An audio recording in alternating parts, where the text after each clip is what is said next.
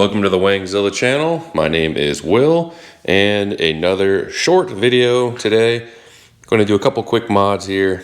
This one's kind of a goofy, really useless one, but I found these came in stock finally. They're ZL1 logo caps for your pretty much your tire here.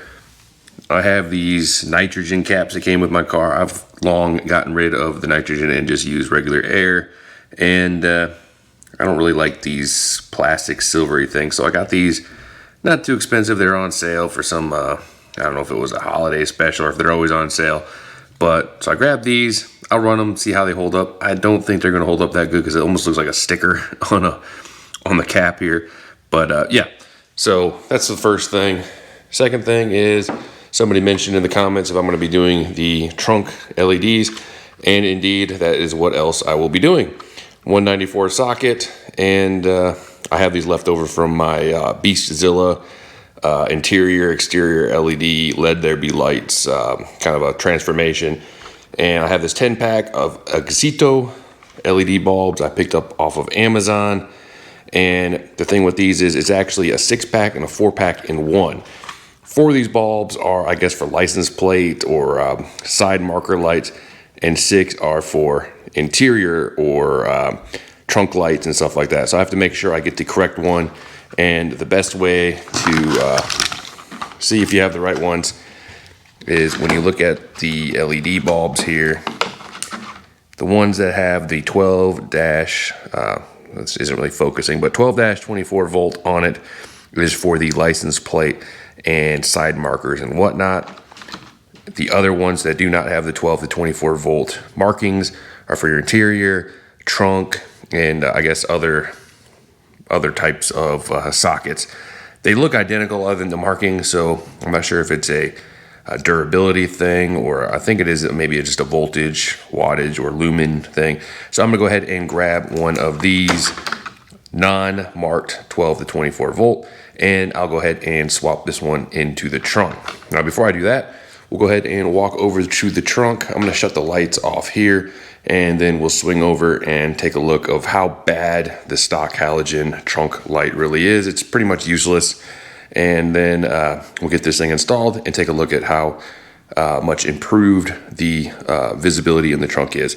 So if you have anybody you want to kidnap or throw in your trunk, which is not advised, they will be able to see perfectly fine on how to escape if need be.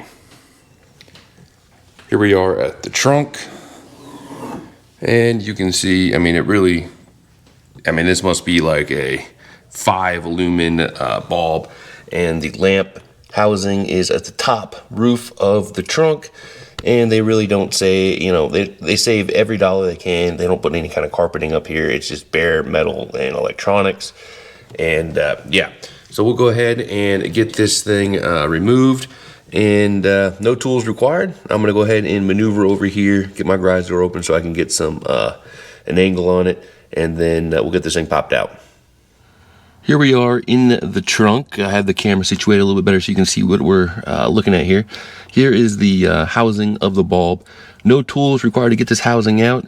It does have these convenient cutouts here, and because I did save a few dollars not putting any kind of padding or carpeting to make this look nice, you can just reach your finger up and over, and you'll feel the clip that holds the housing in, and you can just push it out.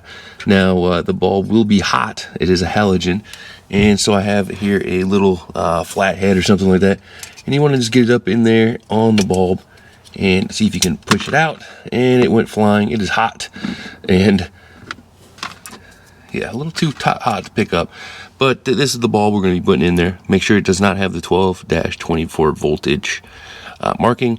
It is the correct socket type, 194, and it should just socket right into place, and it should light up. If it doesn't light up, you want to remove it and rotate it,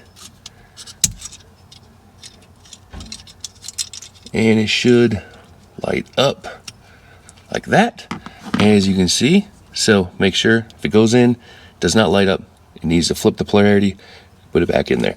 And to re-engage it, you just want to feed the cord back up in there, and then hook it around and push the clip Boom. Pretty simple, literally a 30-second mod.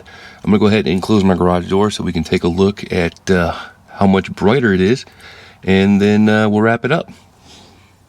Garage door is closed, a little bit darker in my garage now, and as you can see, kind of doesn't really pick up perfectly in on the camera, but the full trunk is lit up a nice cool white color.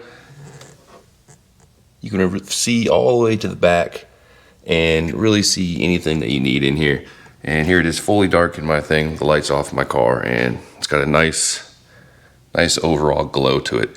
So for $1 or whatever, 50-cent mod, definitely worth it if you want to just kind of clean up the overall look of your trunk. If you want to get rid of that Matlock vintage lantern special, go ahead and get one of these and toss it in. Here we are at the wheel. Very extensive, complicated valve cap, valve stem cap here replacement. Here's the one that came with it. It's a nitrogen labeled one. I no longer have nitrogen in my tire.